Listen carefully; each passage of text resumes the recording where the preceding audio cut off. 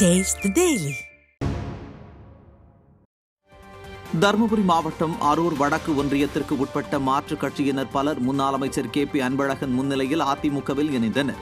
தருமபுரி மாவட்ட அலுவலகத்தில் நடைபெற்ற நிகழ்ச்சியில் பொன்னேரி, ஈட்டியம்பட்டி பகுதிகளைச் சேர்ந்த தேமுதிக, விசிக, அமமுக கட்சிகளைச் சேர்ந்த 50க்கும் மேற்பட்டோர் முன்னாள் மாவட்ட கவுன்சிலர் கண்ணகி மாரியப்பன் தலைமையில் கழக அமைப்பு செயலாளரும் முன்னாள் அமைச்சருமான KP அன்பழகன் முன்னிலையில் அதிமுகவில் இணைந்தனர். அப்போது பாப்பிரெட்டிப்பட்டி சட்டமன்ற உறுப்பினர் கோவிந்தசாமி, மாவட்ட அம்மா பேரவைச் செயலாளர் SR வெற்றிவேல் உள்ளிட்ட கழக நிர்வாகிகள் பலர் உடனிருந்தனர்.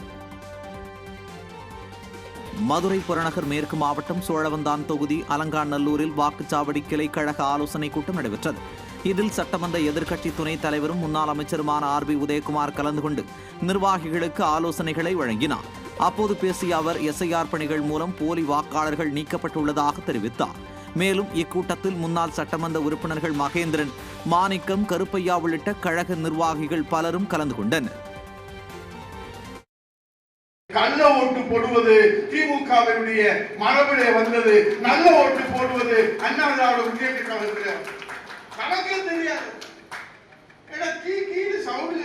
உள்ள வச்சு அமைக்கிட்டே இருப்பாங்க. இந்த சத்தம் கூட வந்துட்டாங்க. மின்னுலகத்துல இருந்து மண்ணுலகத்துக்கு எப்படா வந்தாங்க. இப்ப நமக்கு அந்த பிரச்சனை தீர்ந்து போச்சு.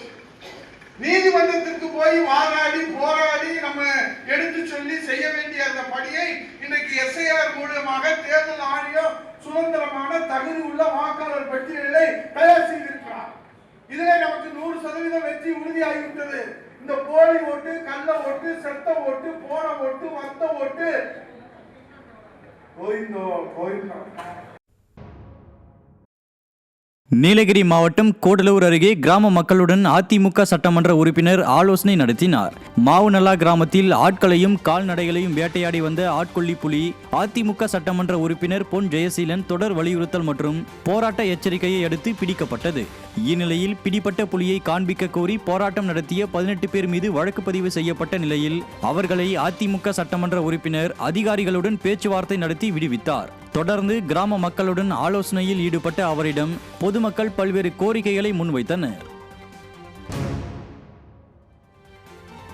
கிருஷ்ணகிரி மாவட்டம் பர்கூர் சட்டமன்ற தொகுதியில் 35 லட்சம் ரூபாய் மதிப்பிலான வளர்ச்சி திட்ட பணிகளை அதிமுக மாநிலங்களவை உறுப்பினர் தம்பிதுரை மக்கள் பயன்பாட்டுக்கு திறந்து வைத்தார். பர்கூர் துரைஸ் நகரில் தொகுதி மேம்பாட்டு நிதியில் இருந்து 10 லட்சம் ரூபாய் மதிப்பில் புதிய கலையரங்கம் மற்றும் 18 லட்சம் ரூபாய் மதிப்பில் உயர்நிலை நீர்த்தேக்க தொட்டி ஆகியவற்றை முன்னாள் ராஜ்யசபா துணை சபாநாயகரும் அதிமுக மாநிலங்களவை உறுப்பினருமான தம்பிதுரை திறந்து வைத்தார்.